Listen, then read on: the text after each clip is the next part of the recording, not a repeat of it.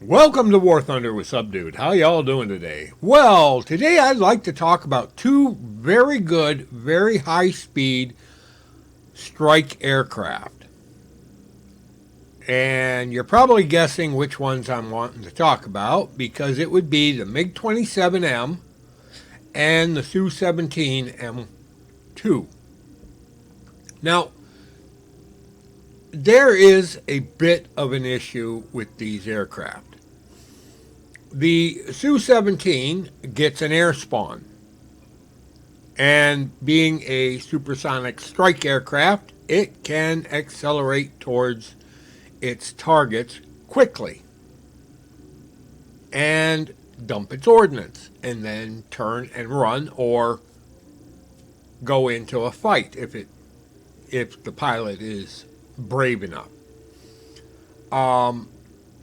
The Su-17, I like it. I like it a lot. But its battle rating is 11.0, and it has absolutely no defenses. No flares, no chaff, nothing. And as a strike fighter, it really is limited in what you can do in the area.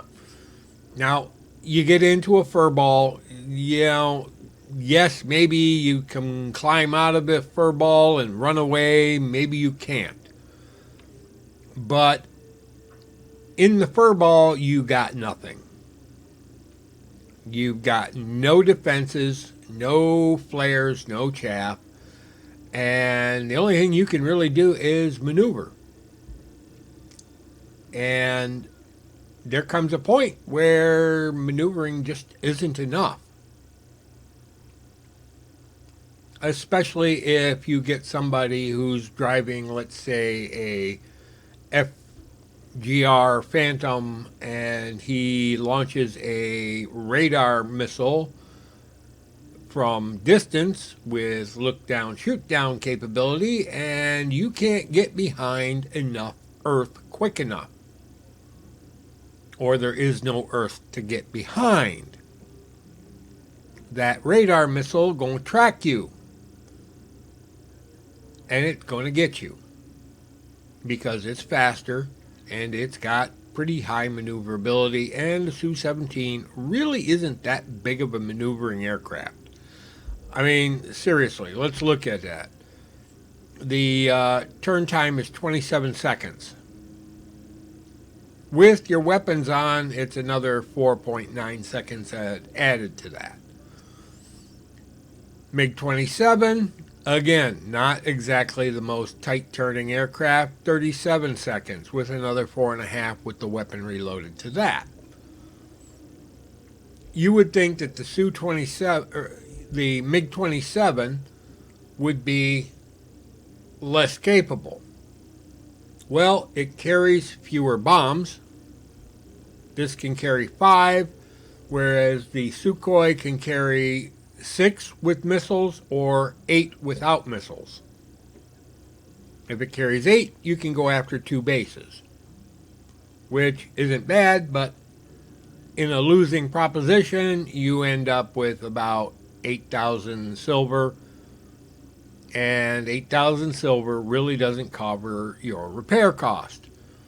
Which means either the Sukhoi 17M2 is too high in its battle rating, which I would suggest it is. I think 10.7, 10.3 might be more appropriate. Unless we get, well, for the M2, I think that would be appropriate. Now, if we get the M4, with all the upgrades that come along with the M4, including flares, chaff, better missiles, 11.0 is doable. The MiG-27 comes with flares and chaff. I mean, That's where they all come from. And it has more capable missiles.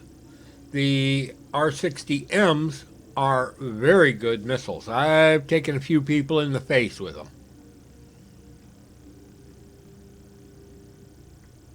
Now, I'd really rather carry 4 R-13Ms because they just have this nice little ability to keep tracking targets from longer distance. But it is what it is. 11.0 for this plane is doable. Now, repair costs. Oh my God, 11,143 Lions. You can take out 2 bases in a losing proposition and not break even. That's really pathetic. After you get in there and do your job, you end up with 7,768 Lions. Now that's starting off with 8,528 Lions, and then you have to rearm. And your rearmament costs you 760.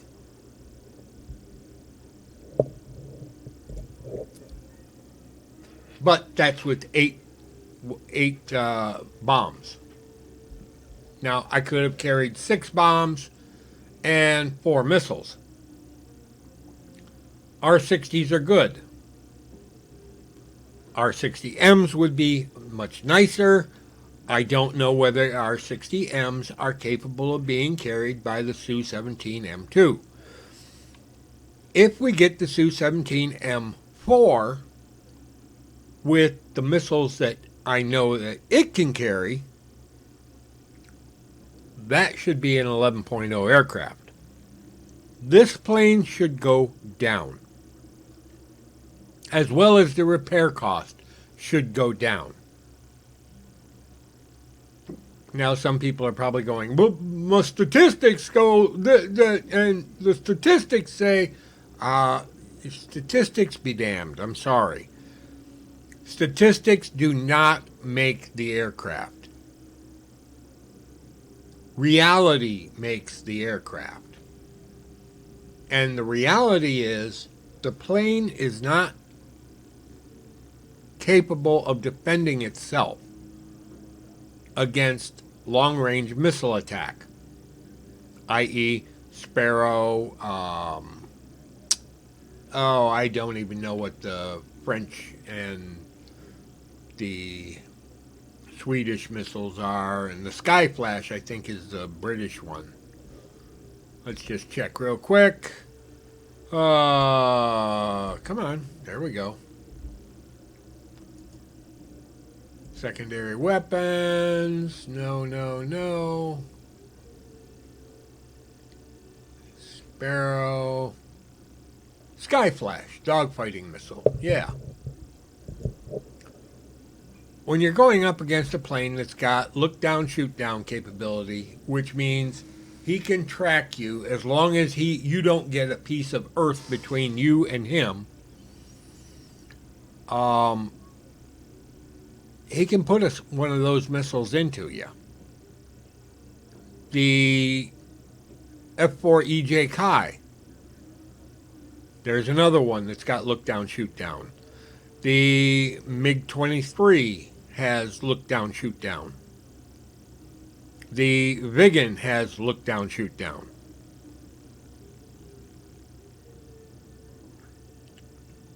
So there is a bit of an issue with that. If you've got no defense, you are pretty much going to get tagged. Now I know, play the terrain. You're right. I do play the terrain as much as I can. But even if you're playing the terrain, sometimes the terrain does not favor you. So, in my august opinion, I do believe that the Su-17 needs to go down in battle rating and repair cost.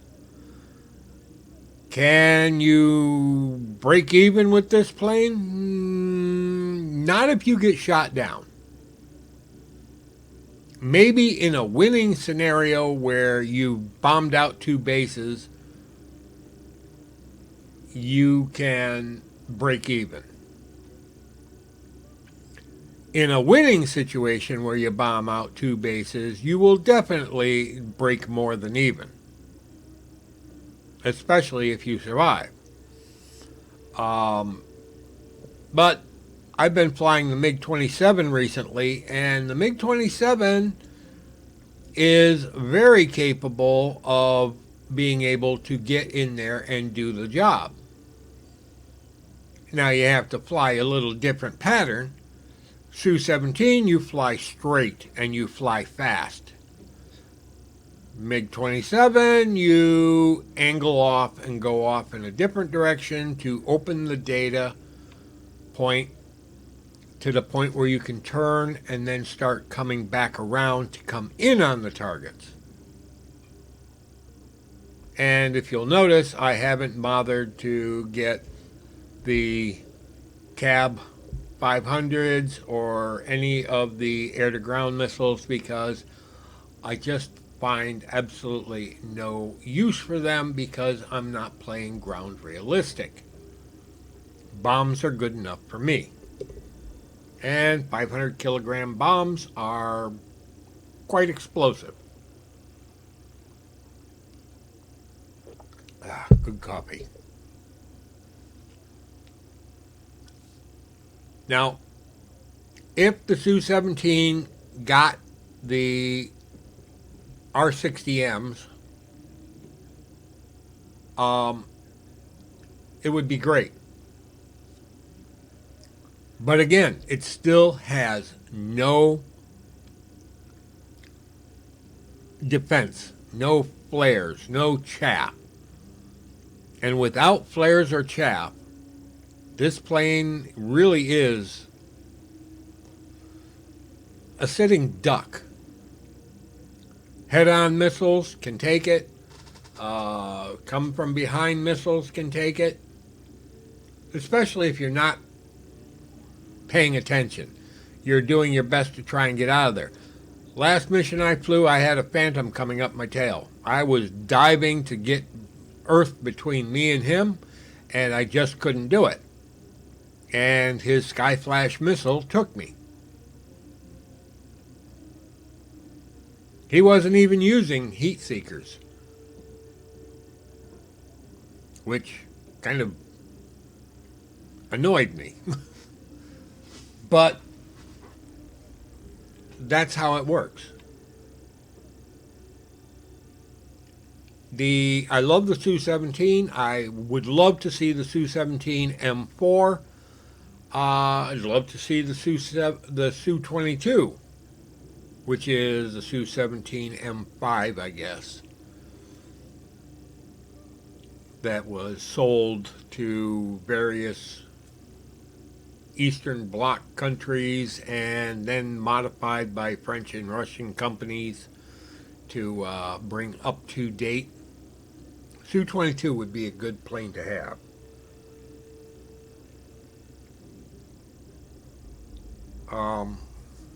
But that's pretty much it for today.